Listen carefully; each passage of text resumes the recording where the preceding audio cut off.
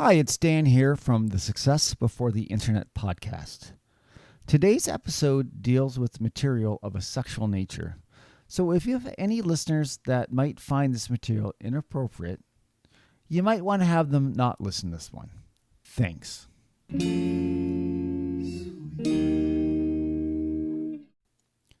Erectile dysfunction has been a concern for men since the beginning of written history. For many men, it could lead to severe psychological distress and humiliation. The treatment of erectile dysfunction has advanced significantly over the past 200 years. Let's go back 26 of those years. On March 27, 1998, when the internet was starting to become a force to be reckoned with, at least commercially, a medical miracle became available to men who had problems, down there. And when I say down there, I mean erectile dysfunction or impotency, as it was once known in older times. I don't know if you could call it a medical miracle. It was a problem only for men who wanted to continue to have sex as they got older.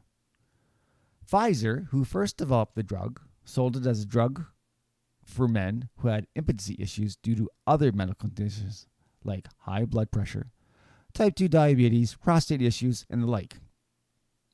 I listen to a few podcasts when I'm not making them.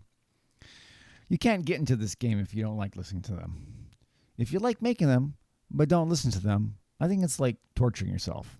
But anyways, I really like a podcast called History of the 90s by Kathy Kinzora. It really takes me down memory lane. Those were quite formative years for me, so I get a bit nostalgic. The podcast is really good too. I suggest you listen to it if you are of a certain age. And when I say that, I mean Gen X. Kathy had an episode of all things Viagra. I thought it was very interesting. It did come to the forefront in the 90s. The internet was starting to get into full swing. She briefly mentioned treatment before Viagra, but that's not her shtick. It's mine. So I have decided to talk about treatment before the internet. Get it? I thought you would. With things like social media, e-commerce, and the sharing economy, I think we forget what success looked like before the internet. This is what this podcast is all about. It's a bit history, a bit nostalgia, and for some, perhaps a bit of a revelation. I know you will enjoy it. So let's look at a success story on success before the internet. There was success before the internet, you know. We just forgot. Let's get started.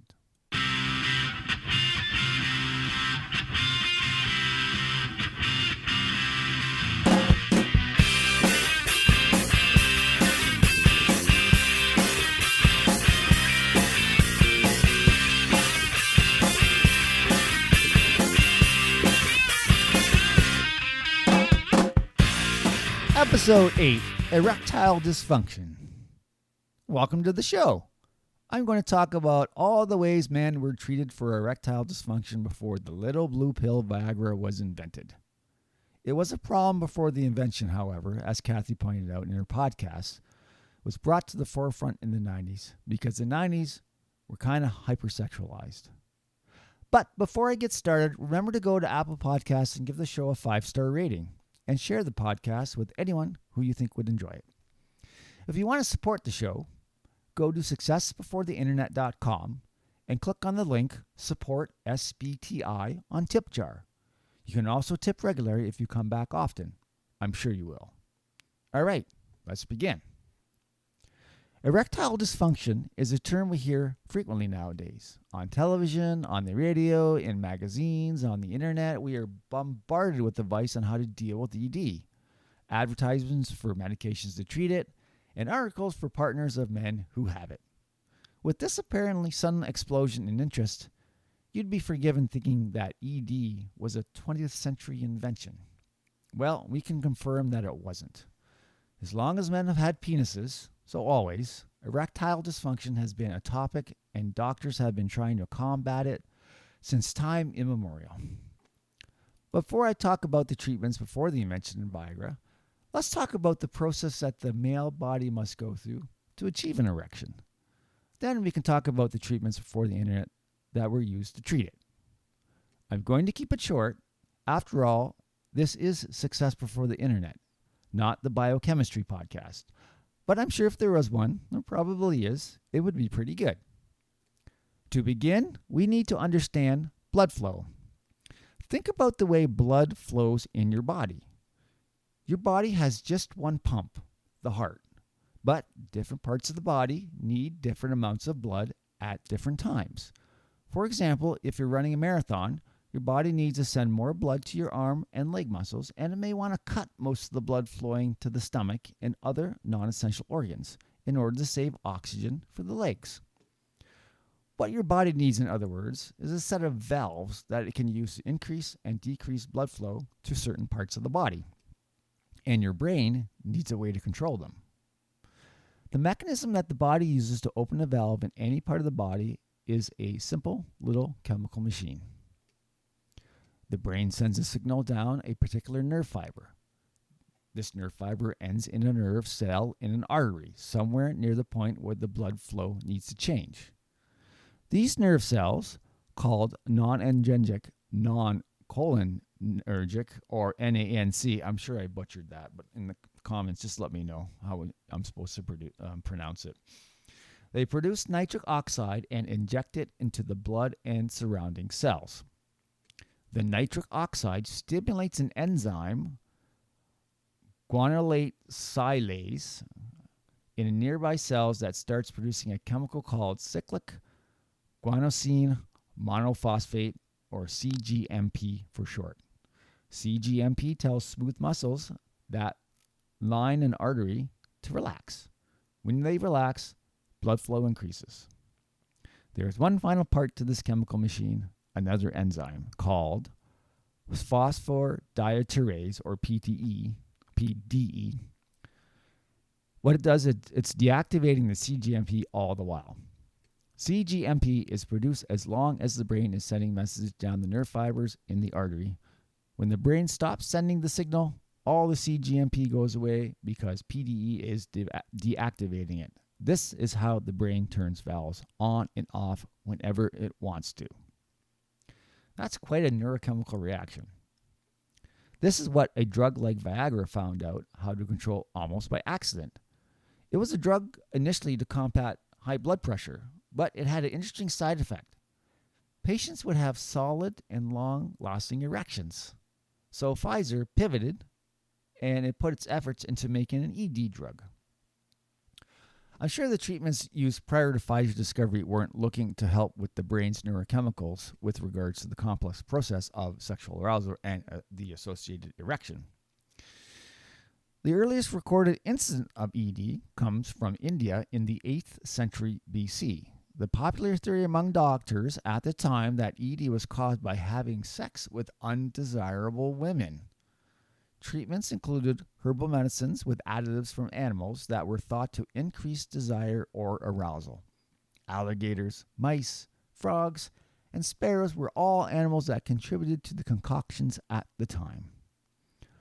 Also around that time, men of ancient Rome and Greece wore talismans of rooster and goat genitalia. They believed these talismans would serve as an aphrodisiac and promote sexual function. Remedies such as ingesting roasted wolf penis were suggested by the 13th century friar Albertus Magnus. Romans would consume the genitalia of animals with high libido, such as rabbits. I guess that's where the term comes from, doing it like rabbits. And drink the semen of hawks and eagles. Also, again, ew. By the end of the 18th century, Dr. Samuel Solomon created his cordial balm of Gilead. During this time, impotence was thought to be a consequence of masturbation and voluntary loss of semen leading to male sexual dysfunction. Dr. Solomon's balm was devised to prevent a man's desire to masturbate and therefore maintain semen reserves. The balm was composed of cardamom, brandy, cantharides, and was applied to the testicles in a cold water bath. All right, so we fast forward several thousand years, and as an ED sufferer, you would have been introduced to the work of Dr. John R. Brinkley. The infamously fraudulent doctor dismissed, but not unreasonably, the idea of using the extract of sheep testes to treat impotence, as had been the practice since the 1800s. Instead, Brinkley began promoting the use of transplanting goat testicles into men with ED, which was a very pricey and exclusive operation at the time.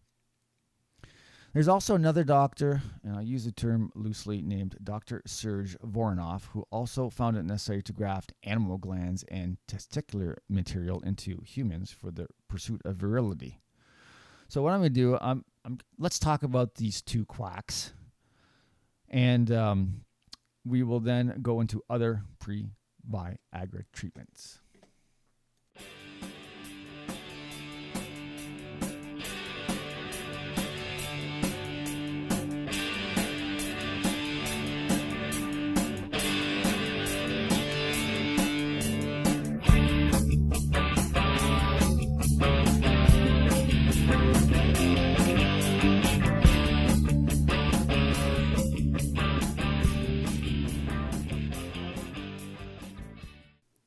In 1918, Brinkley opened a 16-room clinic in Milford, Kansas, where he won over the locals immediately by paying good wages, invigorating the local economy, and making house calls on patients afflicted with the virulent and deadly outbreak of the 1918 flu pandemic. For all his later infamy as a charlatan, accounts of his success at nursing flu victims back to health and the lengths to which he went to treat them were resoundingly positive. As he recounted in his biography that Brinkley had commissioned, he struck upon the idea of transplanting goat testicles into men when a patient came to him and asked if he could fix someone who was sexually weak. Brinkley responded by joking that the patient would have no problem if he had a pair of those buck glands in you, and when he says buck, he means goat. The patient then begged Brinkley to try that operation, which Brinkley did for $150. It's a little more money in today's dollars. The patient's son later told the Kansas City Star that Brinkley had in fact offered to pay his father handsomely if he'd go along with the experiment.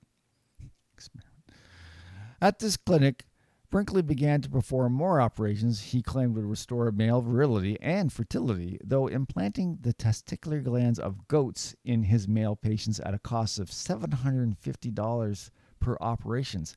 That's equivalent to over $11,000 today. Following one of his crude operations, the body of a patient would typically absorb the goat tissue as foreign matter.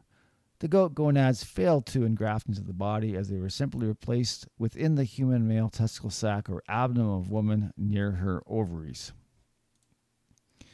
Unsurprisingly, in light of his questionable medical training, 75% completion at a less than reputable medical school, frequency of operating while intoxicated in less than sterile operating environments, some patients suffered from infection, and an undetermined number died. Brinkley would be sued more than a dozen times for wrongful death between 1930 and 1941. Soon after, Brinkley opened up shop. He scored an advertising coup that made major newspapers come calling. The wife of his first goat gland transplantation patient gave birth to a baby boy. Brinkley began promoting goat glands as a cure for 27 ailments ranging from dementia to emphysema and even flatulence.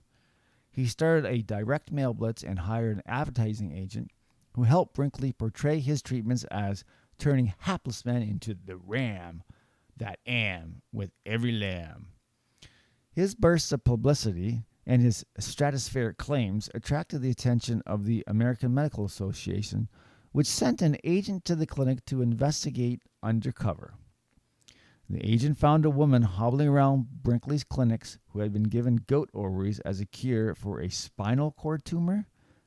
From then on, Brinkley was on the AMA's radar, including catching the eye of the doctor who would eventually be responsible for his downfall, Morris Fishman, who made his career exposing financial frauds.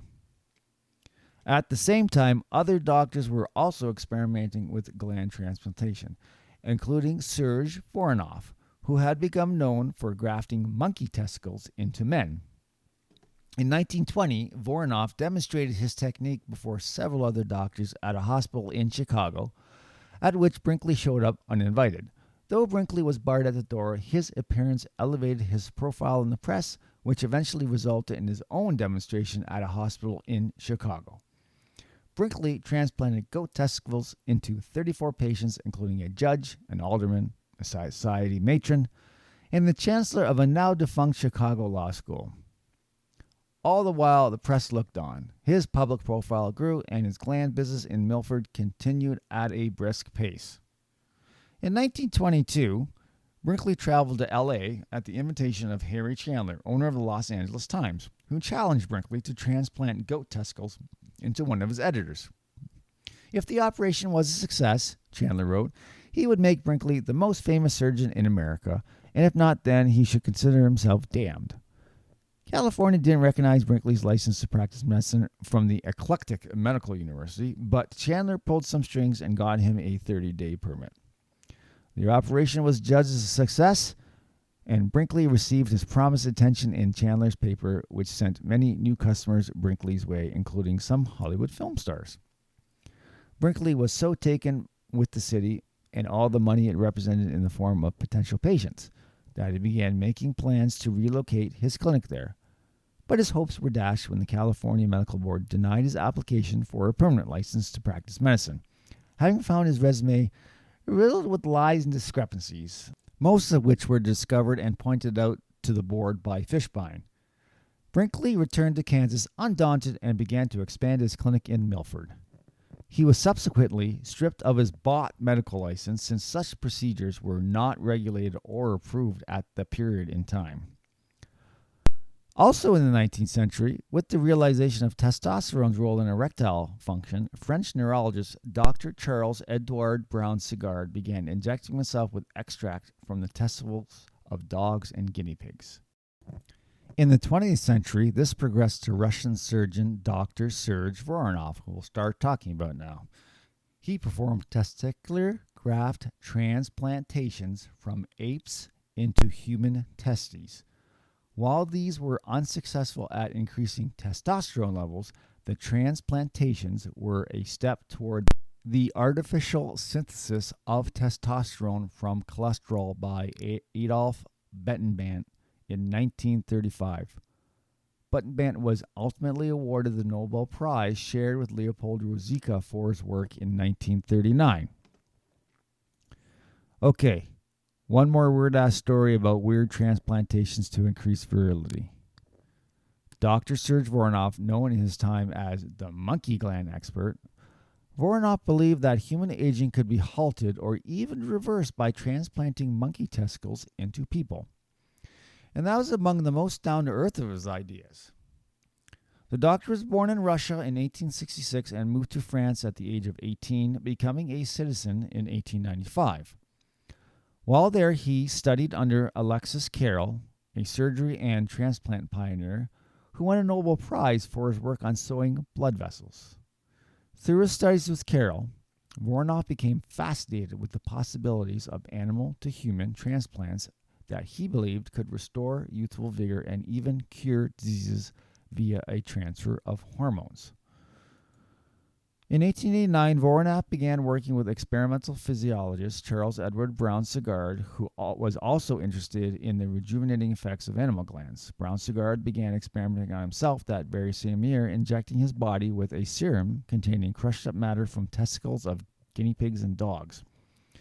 Unfortunately, the Brown-Séquard elixir failed to produce any miraculous results other than Brown-Séquard's anecdotal benefits. The publicity ridiculed experiment. It was unfavorable compared to Ponce de Leon's hunt for the mythical fountain of youth. It led Voronov to conclude that tissue grafts were the only way to reap the benefits of animal fortitude. In 1896, Voronov moved to Egypt, turning his eye to eunuchs. According to a 2007 paper on Voronov's life and work, he noted their obesity, lack of body hair, and broad pelvises, as well as their flaccid muscles, lethargic movements, memory problems, and lowered intelligence. All of this deficiency he blamed on their lack of testicles, a loss he assumed robbed the eunuchs of magical glandular excretions. After spending 14 years working and researching in an Egyptian hospital, Voronov returned to France in 1910 to continue his experiments. He returned to working on animals, transplanting organs, tissue, and bone between animal species, working with the open-minded Collège de France. He made a name for himself thanks to his work trying to improve beasts of burden like horses and sheep by implanting testicular tissue from younger animals into older ones. During his experiments, he came to the idea that the higher simians were perfect donors for humans because they shared all the necessary biological similarities required for transplant, with the benefit of monkeys' stronger constitution. Voronov implanted a chimpanzee thyroid gland into a young French idiot in 1915 and claimed that over the next year his mental faculties returned to normal. In particular, Voronov again focused on the power impact of sexual organs, specifically the testicles. In his 1920 book, Life, a study of means of restoring vital energy and prolonging life, Voronov says, the sex gland stimulates cerebral activity as well as muscular energy and amorous passion. It pours into the stream of blood, a species of vital fluid which restores energy of all the cells and spreads happiness. To Voronov, the process of taking healthy sexual gland tissue, such as bits of a monkey testicle, and sewing it onto the testicles of aging humans was to inject the body with youth itself. Dr. Voronov's first monkey testicle to man testicle xenograph occurred in July of 1920. He is said to have taken a small scrap of young monkey testicle, just a few centimeters wide and a few millimeters thin, and sewn it right into the patient's scrotum. Voronov contested that the procedure could do everything from return youthful energy to curing senility and schizophrenia to radically prolonging life. That's quite a list. An increase in sexual ability was also, of course, implied and tended to become the focus of interest in his work, hence its inclusion in this podcast. Despite Voronov's repeated assertions that any romantic improvements were just a side effect of transformation that was healing the patient's entire being, a process called rejuvenation. By 1923, Voronov was the director of the experimental laboratory at the Collège de France, and his testicular grafts had gained such popularity and acclaim that a special reserve was being set up in Africa, specifically to capture and maintain monkeys for gland transfer. He presented his procedure to the 1,000-strong International Congress of Surgeons in London, wowing the assembly with a seemingly groundbreaking solution to aging and, ideally, impotence. At the conference, he also touted that his procedures would soon be available to women as well, and promised to turn grandmothers into debutantes. Voronov's enthusiasm for shoving monkey testicles into the human body was both ambitious and infectious. By the mid-1920s, at least 300 people had undergone the procedure, including at least one woman receiving a xenograft of a monkey ovary. The demand for Voronov's procedure continued to increase, as did his ambition. Falling in the mold of any classical mad scientist, Voronov bought himself a castle in Grimaldi, Italy in 1925. Citing the prohibitive costs and hassle of transporting monkey parts for his procedures, Voronov built a primate enclosure in the garden and hired a former circus trainer to manage his new farm. Castle Voronov was also outfitted with a small hospital where the doctor could perform the grafts. In a 1927 article printed in the Delaware Star, Voronov claimed that his procedure had been performed over 1,000 times throughout the world, restoring septuagenarians to the strength of their youth. Even more startling, Voronov said that he had begun administering the rejuvenating testicle grafts to young sheep, essentially creating a race of super sheep. Voronov claimed the resulting animals showed increased size and strength. His notes that, while such a radical procedure had not been attempted on a human, it would likely result in a giant Ubermensch with increased size, strength, and lifespan. He even hints at immortality, stating that in theory a human could live for as long as he could keep his gland healthy. While some found the concept of the miracle graft as insane as we might know it today, Voronov was able to charge as much as 10,000 francs for the surgery, a year's salary for a chorus member at the Paris Opera during the 1920s. He was fiercely serious about his work, not wanting to be seen as a sideshow, or as he put it in 1927, to be Barnumized. Voronov also branched out into other questionable experiments, including transplanting a human ovary into a monkey, unsuccessfully, attempting to impregnate the animal with human sperm, and trying to lock down the testicles of death row criminals to see if their grafted tissue would impart any of their perverse traits to other human donors. As those who had undergone the procedure aged, the chorus of skeptics grew. The benefits that Voronov claimed to be seeing would disappear after around 3 to 5 years, a problem he explained away as a gland dying off, but which could be fixed by a subsequent transplant. By 1930, Voronov was theorizing that he needed to better match the blood of the monkey and the patient, and suggested a single procedure would let people live to be 140. The scientific community was less than convinced. Some of the complaints were as silly as the procedure itself, like the accusation that rejuvenated people or children would start devolving into primate behavior, while others, such as the discovery of testosterone, first isolated in 1935, were a bit more damning. Voronov's procedure had always hinged on the mysterious glandular secretions that he was simply convinced were there.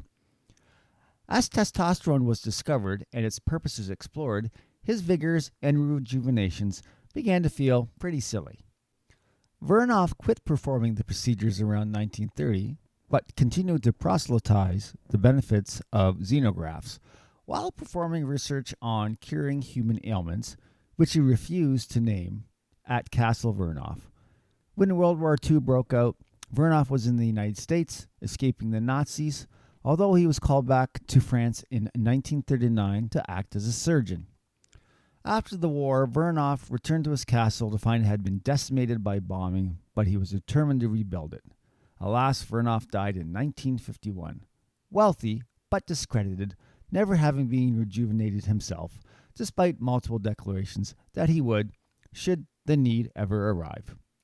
Between 1920 and 1940, some 2,000 monkey man testicle rejuvenations were administered everywhere from France to India and beyond. Now that we are done with the quackery, let's talk about some other treatments that are a little more grounded in actual science.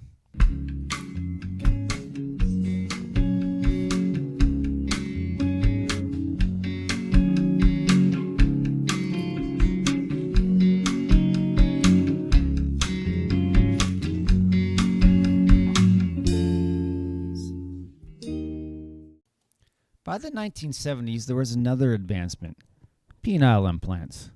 They had made a name for themselves as a solution for erectile dysfunction.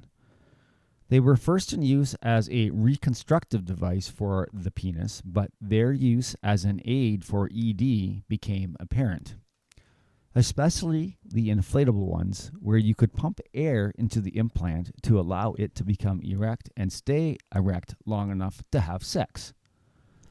At the same time, penile vacuum pumps were gaining popularity, and getting Osborne's Youth Equivalent Device, or YED, was paving the way for the penis vacuum devices that we are familiar with to this day. If you were a fan of the movie Van Wilder from 2001, you may have known the scene where Van's buddy accidentally uses Raj Taj Mahal's cock pump as a bong. "You mean I put my mouth on your cock pump? Oh, God." I love that quote. Okay, enough. I jest. The 1980s laid the groundwork for a sexual revolution with the research of Dr. Giles Brindley. Brindley injected a vasodilator into his veins, which caused corporal smooth muscle relaxation and induced an erection.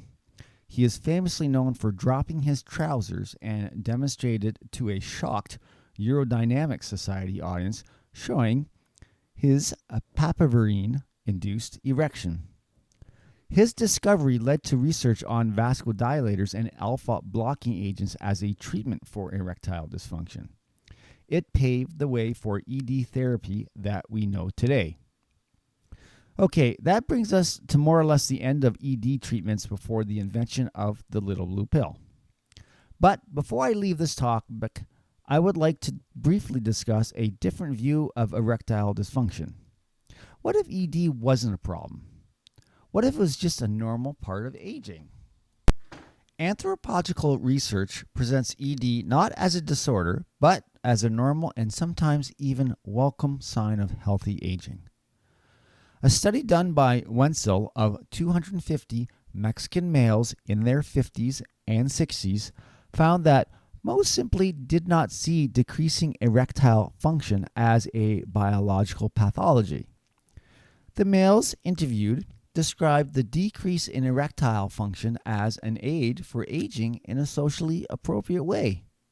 A common theme amongst the interviewees showed that respectable older males shifted their focus towards the domestic sphere into a second stage of life. The Mexican males of this generation often pursued sex outside of marriage. Decreasing erectile function acted as an aid to overcoming infidelity, thus helping to attain the ideal second stage of life. For example, a 56-year-old about to retire from public health service said he would now dedicate myself to my wife, the house, gardening, caring for the grandchildren, the Mexican classic. Wetzel found that treating ED as a pathology was antithetical to the social view these males held of themselves and their purpose at this stage of their lives. In the 20th and 21st centuries, anthropologists investigated how common treatments for ED are built upon assumptions of institutionalized social norms. In offering a range of clinical treatments to quote-unquote correct a person's ability to produce an erection, biomedical institutions encourage the public to strive for prolonged sexual function. Anthropologists argue that a biomedical focus places emphasis on the biological process of fixing the body, therefore disregarding holistic ideals of health and aging.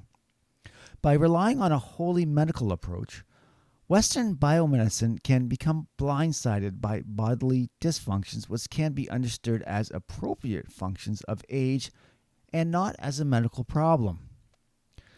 Anthropologists understand that a biosocial approach to ED considers a person's decision to undergo clinical treatment more likely as a result of society, political economy, history, and cultural than a matter of personal choice. In rejecting biomedical treatment for ED, males can challenge common forms of medicalized social control by deviating from what is considered the normal approach to dysfunction. Some might agree with the anthropological view, but I think sometimes men just want to recapture the youth. It could be a sports car, or, in this case, an erection. It's their choice. All right, that's all for this episode of Success Before the Internet. I hope you found it enjoyable, informative, and entertaining. Thank you for tuning in. You can find us on any of the podcast platforms or wherever you get your podcasts. I have now set up a tip jar, so if you tune in regularly, you could go to successbeforetheinternet.com and click the Support SBTI on Tip Jar link. If you're not able to do so, that's okay. Just leave a 5-star review of the show. It really goes a long way into getting the show noticed. Also, please share on your social media platforms to help get the word out. If you tip, I will mention it in my next episode. Why? Because you are beautiful people. Thanks a bunch. You can also find us on Facebook, or you can go to our website, successbeforetheinternet.com, to get all our episodes streaming there. You can also email me at successbeforetheinternet@gmail.com with any comments about the show. I would love suggestions for future topics.